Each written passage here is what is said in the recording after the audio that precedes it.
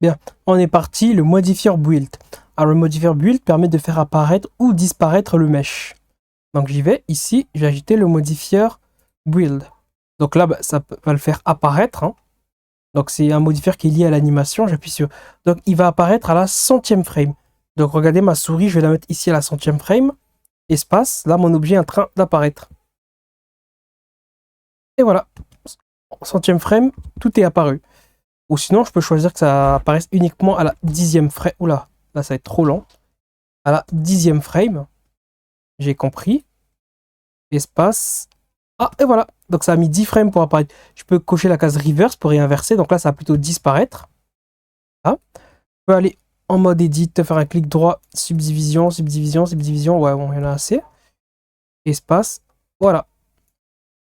Maintenant, regardez. Attends, je vais plutôt mettre 50 frames pour qu'on puisse au moins distinguer. Regardez. Regardez comment est-ce que ça disparaît.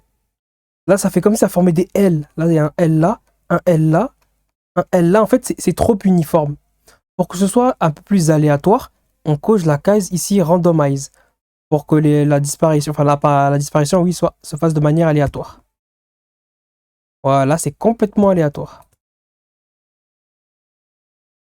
Et très bien. Ah, et là, c'est différentes. Attends, je vais passer par exemple ici à la 10e frame. Hein. Voilà, comme ça, ouais.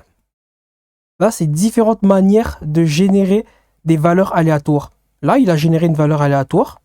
Mais par exemple, c'est pas vraiment aléatoire en fait. Il est venu placer en fait. Il a choisi lui va disparaître, lui va disparaître, etc., etc.